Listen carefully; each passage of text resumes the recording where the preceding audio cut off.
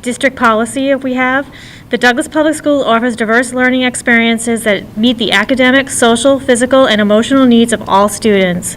We provide a safe, supportive, and challenge learning environment in which students may achieve academic success and personal growth.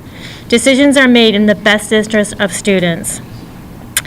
We don't need to go into executive session this evening, so we're going to remove that, and we're going to rise and do the Pledge of Allegiance, please. I pledge allegiance to the flag of the United States of America and to the republic for which it stands, one nation, under God, indivisible, with liberty and justice for all. Thank you. And I'd like to call our student representatives, Ryan Benoit and Adriana Acosta.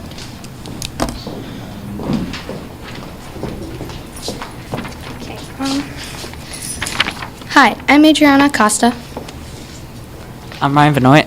And we are part of the 2021 to 2022 Student Council, and we're here to update you on what's been happening around the middle school. So far, our sports teams are doing great. We have JV girls and boys soccer, cross country, JV volleyball, and golf are going at the moment. One of our 7th grade students was even selected to partake in a varsity golf tournament. Both soccer tournaments teams are working hard to bring home victories in their upcoming games. Cross country and volleyball have been having great seasons and are doing their best to keep it up. Cheer and middle school basketball will be starting soon. School activities. DMS has created hard-working and exciting clubs and organizations for their students this year. Yearbook, Student Council, Best Buddies, and Mock Trial have all just started up, and we're excited to get students back into the DMS community. The Student Council has elected members and has come up with an executive board and has started to plan out what activities we will be doing this school year. Ms. Miller and Ms. Auger are running Mock Trial on Tuesday afternoons through a virtual program open to 7th and 8th graders and 6th graders who take debate as a class. Students have begun to go over the basics and will soon meet with a lawyer, talk about courts, and how trials run. This year we have a wonderful yearbook committee made up of many 6th graders and a few 8th graders. Ms. Walker and Ms. Auger are running the program. The committee is in the process of learning to be better with their photography skills so they can start taking pictures for this year's yearbook. Once this underway, the yearbook group will hold up cover competition where students can submit their artwork and complete to make the cover. Mrs. Martinson and one of our 8th grade students, Victoria, are trying to start up the Best Buddy program. They're working hard to come up with creative ideas on how to make up the program and fun and enjoyable to all participants. This year, both the chorus and the band have great talents from each grade. The chorus is working quickly to prepare their upcoming Halloween concert next Friday. Band is also working on 2 songs, Ancient Hunters and Simple Gifts. To celebrate World Smile Day on October 1st, the Student Council decorated the school with positive quotes and encouraged the students to wear yellow and spread happiness and kindness throughout the school. This month, the middle school has started doing Musical Fridays. Students from band play an instrument of their choice to the students as they make their way into the school. This occurs every Friday morning, and our most recent performance was on the piano by Catalina Acosta, my little sister. In 8th grade, students are working very hard to do their best in each class. In algebra, students are learning about scientific notation. Science classes are currently working on learning about Earth and space. English classes just completed a fun summer reading project. Each student had to create their own individual newspaper based off the book they read. After the writing was complete, each class had a gallery walk to view the amazing projects around the room. In civics class, we are learning about democracy and how ancient civilizations' ideas shaped the form of the government we have today. Lastly, in Spanish, we have been working hard to prepare for the upcoming test on all the words and phrases we have been learning so far throughout the year. In 7th grade, students have just started reading the book Restart, which is about a middle school student who gets injured and gets amnesia. The students have just done a lab in science about yeast bioreactors, and in math, they've just finished up learning about integers, fractions, and decimals. The students have just started to learn about the Indian subcontinents in history class and are very excited to learn about it. In the sixth grade, kids have just started to learn algebra and started their own unit on using exponents. They're excited to start learning some new and higher level math this year. In world history, the students have started to learn about why history is important, and they're researching the past of Douglas using techniques from past archaeologists and anthropologists. In ELA, kids are starting their summer reading projects and making character maps. Thank you for your time, and have a good night. Thank you. Thank you. Thank you.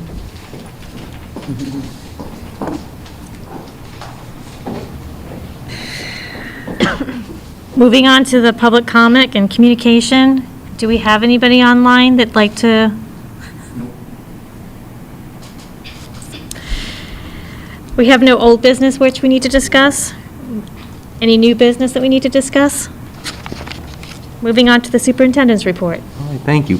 Start with some updates on COVID. We started our pool testing last week, so again, a big thank you to our nurses who put that together. We have about 20% of our school population who have volunteered in taking part of the pool testing. So now we have all three of our mitigation or testing strategies in place: the symptomatic testing, the test and stay, and the pooled testing. So really happy that that's available to kids, to faculty, and to staff, so that's up and running. And the next thing is to do with staffing.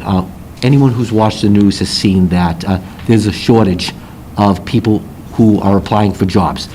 We're not immune to that here in town. So we've posted on School Spring. Our principals check on a daily basis School Spring for applicants. We're bringing people in. We posted on our marquees. We posted on newsletters. Today I sent a separate mailing out to families to say, here are some vacancies. We have substitute teachers, cafeteria workers, custodians, some paraprofessionals, some ABAs. We have some long-term subs that we still are looking for. So if people are interested or know someone who's interested, please contact your building principals. We're doing everything we can do to make sure that we're fully staffed, but we're struggling to have people apply, and I think we're seeing that throughout the nation. You go to any store, you go to any restaurant, you see the sign right on the door that says we're short-staffed, and we haven't been immune to that here in town. So if you're looking to apply, looking for work, we're a great place to come work with flexible hours, friendly hours, benefits, and a great team. So that's my COVID-19 update. Any questions about COVID? The next piece is our blueprint. This is a document that I'm really proud of, and it was the collaborative work of a lot of people to bring this to fruition. We started this process back in January of last year with a team of teachers, administrators. We had students on board. We had community members. And the first thing we did is we had to identify our improvement priority areas. Those are our 5 big buckets, so to speak, of things that we were going to focus in on for our strategic planning. As a refresher to those of you in the community, it was academic excellence, community partnership, the well-being of all, local and global citizenship, and growth mindset. So those were our 5 big buckets that we came up with. What we're here to talk about today are the strategic actions. What are we going to do this school year and next in order to make sure that we're meeting those 5 priority areas? So we started putting in place these strategic actions. Just a little bit of history about how we came up with these strategic actions. As part of the committee, we developed and we talked about what are some of the strategic actions we want to see under these priority areas. Prior to my arrival, Mr. Maines had a huge whiteboard filled with priority areas, which we included. This summer at our leadership retreat, principals, assistant principals, and district leadership, we had school committee members on board, created and identified some strategic actions. Then at the start of the school year, principals, through their site councils, through faculty meetings, also identified and had people identify strategic actions. So it was a true collaborative effort. What we did about 2 to 3 weeks ago is we took those 20, 30, 40 things under each of these, and we tried to synthesize them and come up with 5 or 6 strategic actions underneath the improvement priority areas for us to focus in on for this school year. And that's what you have before you today. a lot of the goals that you identified for me align really great with these. The principal's goals, Director of Special Education, their goals are all going to be aligned to this blueprint. So this is our final copy. What we'll be doing throughout the year is updating the committee and the community as to how we're doing on these strategic actions. Most of them are one-year goals. Some of them are 2 to 3 year goals. And here they are before you, so be more than happy as you look at these to answer any questions you might have.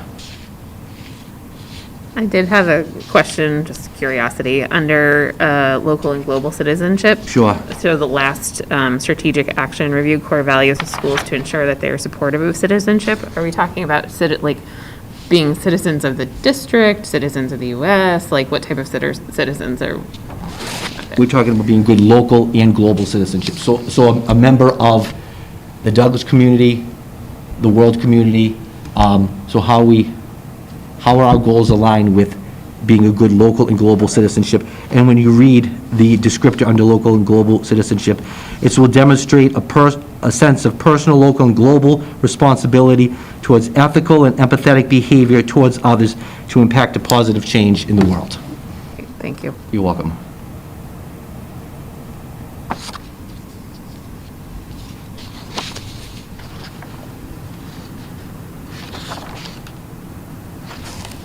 As you can see from reading these, some of these are, I would say, easily attainable but within a year, but some of these are things we can do in a year. Some of these might be a multi-year goal. It's more or less the building blocks that'll go into, I believe, into your goals if you're going to present those next, so. Yeah. I think that it's, I really like the blueprint. I think that it's awesome that so many people worked on it. I said before, I love the growth mindset and the idea of lingering and ambiguity. And, especially the idea of students being part of the goal setting. I think that's really important to take ownership and pride over the work that they do and give them a sense of of having a part in that creative process and not just being sort of cogs in the academic wheels. So, yeah, I think that's awesome. Right. Next are my goals for this school year based off of conversations that we've had in previous meetings. So I have 4 goals before you today.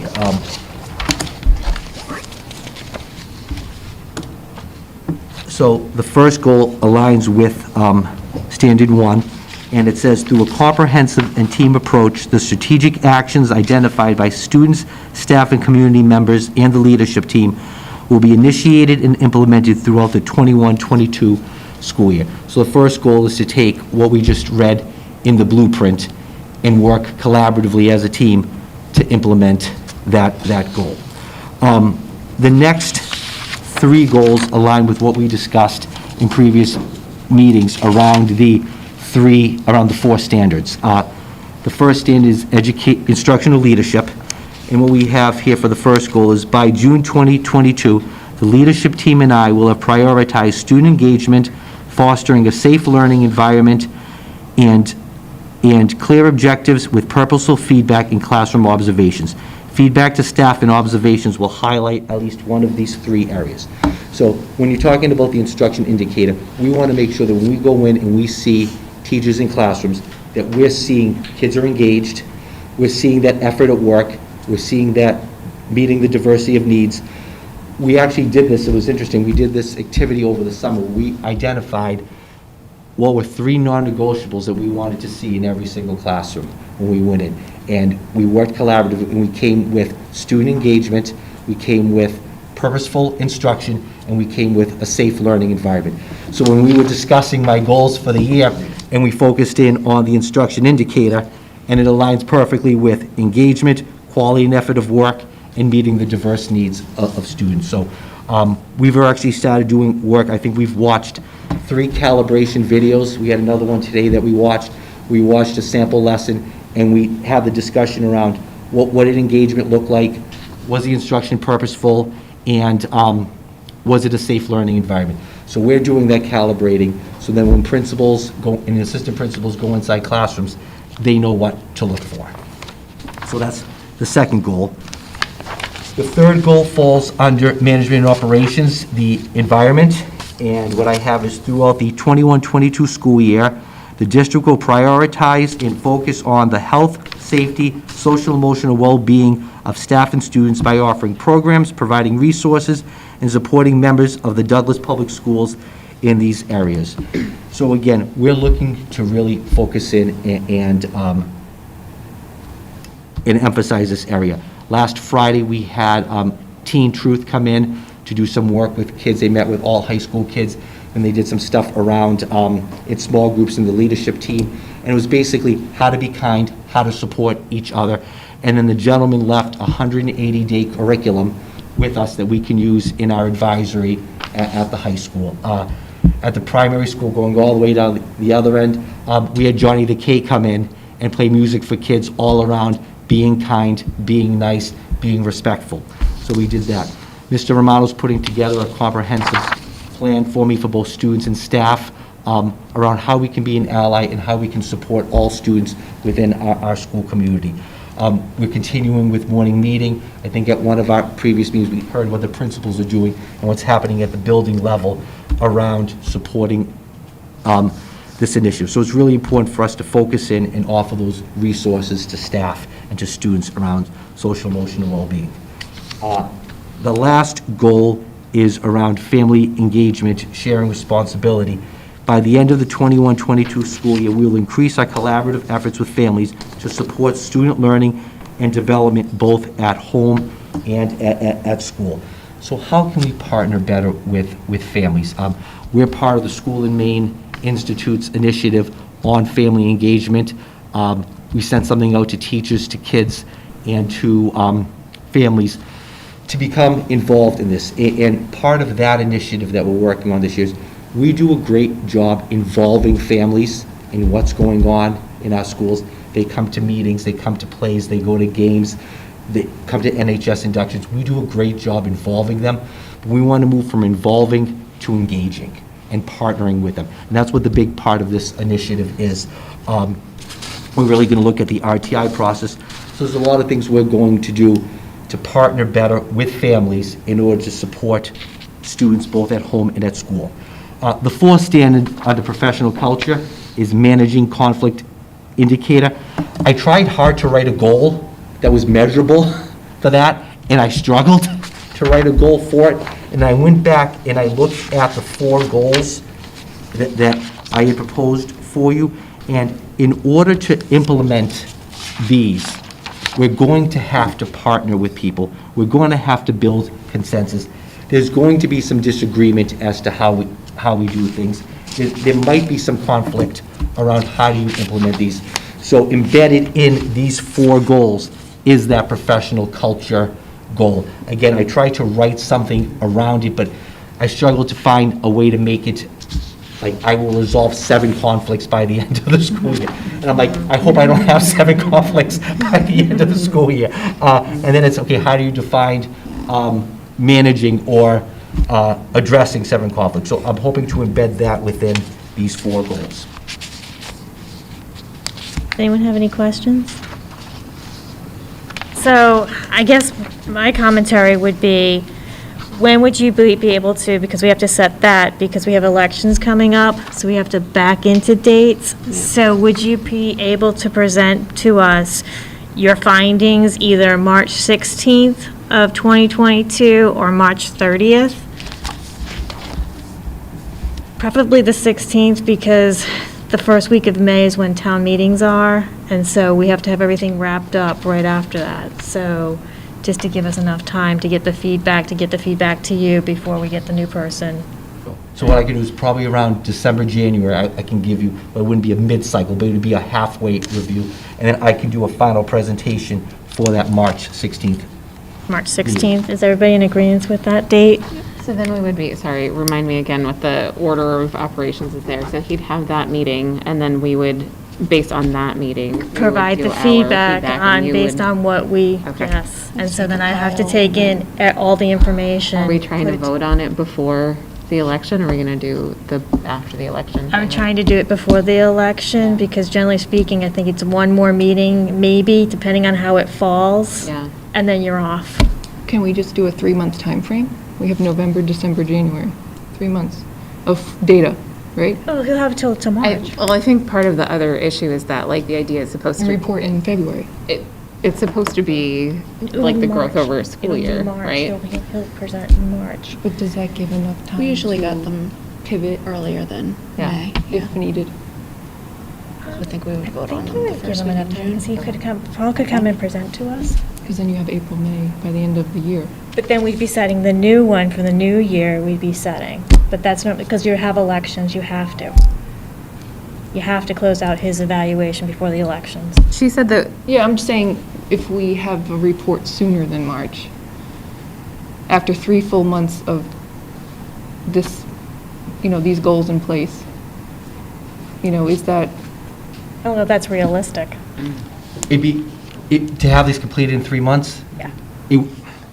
We've have an already- idea of where we're at, I Yeah, guess is my question. So I plan on doing something in December, probably the first meeting in January, to give you an update as to where we are with the goals and with the blueprint. I plan on doing that. In March, we can come and we can present on these. In terms of, for instance, I'll look at some of these. Take standard one, the blueprint, and completing that. We'll have a good idea in March which ones we've started, which ones we're halfway through, which ones we know we're going to complete by the end of the year, and which ones are going to have to be carried over into the next year. In terms of, the second one, in terms of giving staff feedback, usually our observations go through the end of the school year, and principals are still in classrooms in April and May. If we've only done and only have 4 evaluations done between now and March, we know we're in trouble. If we have 100 done between now and March, and we know that we still have another 25 to do, I'm relatively comfortable sharing with you that we're well on our way to completing this goal, but we still have some time. In terms of the SEL piece, again, we're going to be talking and discussing and working on that throughout the school year. So the bulk of what we're doing is already in place, and if we have additional assemblies or meetings or presentations, usually by March or April, they've already been scheduled into the calendar. So although we might be doing an activity on,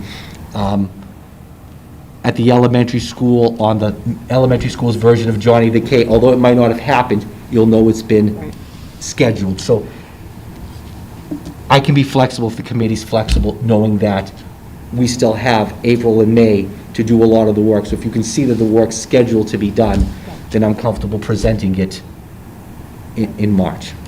My concern is that what happens when we get to March and we're not where we hope to be? I hope we're where we hope to be, Yeah. but what happens if we're not? And that doesn't leave much time in the remainder of the school year to really, as pivot and change, like as you say. Yeah. So for the bulk of these, we met today on these goals. And we met today, and the principals are going to be meeting with me over the next 2 weeks to align their goals. A lot of this work we've started. The blueprint is something that we started working on last year. We did it this summer at our Leadership Institute, and they've already started implementing a lot of these things. Are there things that aren't going to be completed that will be completed in April and May? Absolutely. And like we've seen in the past 2 years, whoever wrote goals for the 18-19 school year, thinking they were going to do stuff in March, April, and May, and then the pandemic hit, it was done. So I think maybe to your point, Mr. Salvis, in January, if it looks like we had a budget freeze and we can't do anything, then obviously we can pivot in January. But I'm pretty comfortable knowing that we can lay the foundation for this done between now and January and have the bulk of this either completed or planned to be completed to present to you in March. And then again, as we've done throughout the week, we've always communicated, we've always stayed in touch. If something's going to be massive that's going to prevent us or me from potentially implementing one of these, it's a conversation that we can have and discuss. Yeah, I mean, I just want to see us get to, and I know everybody wants to see us get to the end of the year and feel like we've made progress, because especially after last year. So I think, I feel like every month counts big time. So I guess that's just kind of where where my mentality sits. But if we can have the January check-in and kind of get an idea of where we're at, then I think that helps tremendously. And if in January, we have to push it up to the 30th, that's a discussion we can have at that time. When is it, the elections? Is it the first weekend? They're usually the first week. It's the first Tuesday. Again, I gotta go back to. It'll either be May 3rd or May 10th. So I have to have that report completed, provide feedback to you before So I mean, she did say that we can have people vote on it after the fact. Like, if Lisa and I, if our term is up and we are not here again, we can provide. But then you have two new people coming on, so, like I said, I just, No, I understand what you're saying. I understand what you're, and I'm comfortable with that too. The other thing is, like, this is not just a one and done. Yes, No, there's it's a a formal continuation. presentation, but obviously you were talking about Johnny K as part of the update and that sort of thing anyway. And you're going to tell us that stuff whether this is happening or not. Correct. So that's like part of the ongoing conversation is like, what's the social emotional learning piece looking like? How is our blueprint coming along? Like, that's going to be consistent throughout all of our meetings all year Correct. long. So yeah, I'm flexible. I understand what you're saying. I agree. That's fine. And what I have is, I've created a Google folder, which I'll share with you. It's almost completed, which I already have everything outlined here. I'm just waiting for the goals to be approved. And then from there, I can start importing my evidence. And as we're importing the evidence, we can look to say, wow, goal one's looking like it needs some more evidence. Goal two might, so we can play with those timelines. But you'll have the ability to look at the evidence throughout the course of the school year. And then again, if we need to move it from March 16th to March 30th, we can move it at one date, and that still at least gives you the month of April and 2 meetings for us to come together and talk about it and vote on it. Good. it's just because we didn't do one last year, so we're making sure we cover it with the active members that are here. Yeah, I understand. So to make sure everybody's good to go. And then next year, it definitely would be for the whole year because we'd have enough. for Start warrant. right away. Yeah. I think one of the things we discussed is maybe in July, having a retreat. Yep. And as part of that retreat, school committee can do goal setting. I can do some goal setting, then we can take those goals, work with principals. So instead of waiting until October Right. to present everything, we can present in early to mid-September, which then gives us an extra month to do things.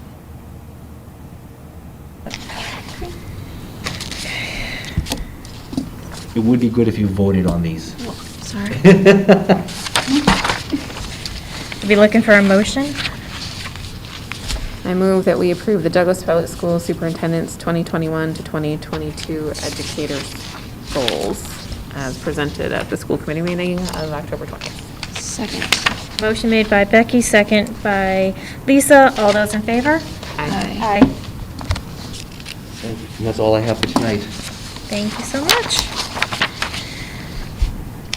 Over to you, Ms. Courtney, for the school committee and subcommittee report. No, wait a minute. can do it. I'm sorry, Becky. All right. Ms. Mulder signed warrant 16, school year 22, dated 10/14/2021, which was 9 batches totaling $65,514.79. And Ms. Mulder signed warrant 16, school lunch year 2022, dated 10/15/2021, which was 3 batches totaling $14,537.84. And we did receive the full documents to.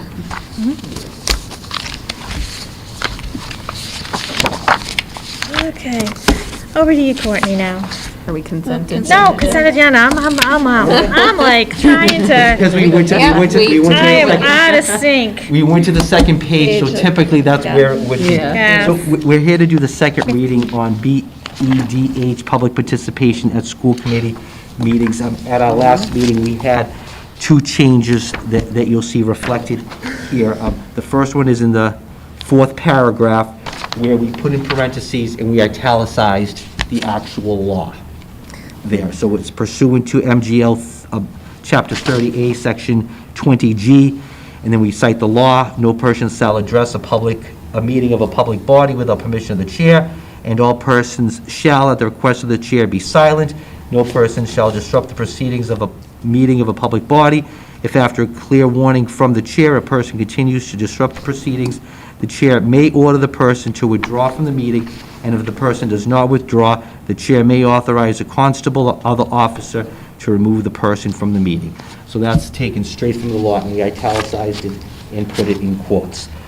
The other change that we did, and we talked to our school council on it, was in number 3, where we said there was a line in there that had "on the day's agenda." Yeah. And we removed the line that said "on the day's agenda." So it just reads, "Topics raised during the public comment period shall be limited to the items that are within the scope of the school committee's authority. Areas that are within the school committee's authority are the Douglas Public Schools' educational goals, policies, budget, and the performance of the superintendent." So those were the 2 changes that we discussed at our last meeting that are reflected here in the policy. And the student address? Might have forgot. Oh, Oh, the student right. address wasn't part of the policy, but it was a question to ask our attorney. So let me do that. I think if they just say their name and At what building school? they're from and. Yeah, there's just the school. Yeah. That's all I need. I think that would suffice the, Patient. Speaker, I think it's in 2.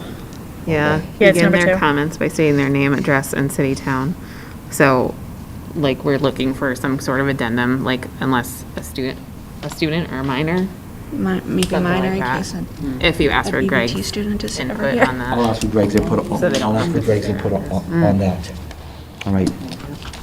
Then why we do 3 readings, Right, yeah. and everything else is as is. So I will contact Mr. Pagnini tomorrow and get that. I apologize for not having that in there. Okay. Any other questions on the policy? In terms of JKAA, we're still again waiting from advice from Desi and from our legal counsel on that, so we're going to hold that until our next meeting. okay? Now, what should be on the first page is on the second page. I'm so sorry. Lauren was out, she's been, who typically does the agenda, so Courtney and I worked on putting and formatting the agenda, so that's why it's a little bit off from how it typically looks. Yeah. So Courtney, the school business and operations managers report? I do not have anything for this evening. I mean, I love hearing it, but. Even though you tried to hear from me 3 times. Yeah. Nope, nothing this evening. Any topics not anticipated? I do not have anything. We don't need to go into executive We do session? not. Then I would like to adjourn for the evening at 7:12 PM. All those in favor? I need a motion in a second. Yeah. I will make a motion. You- Sorry. I move that we adjourn at 7:12 PM. Second.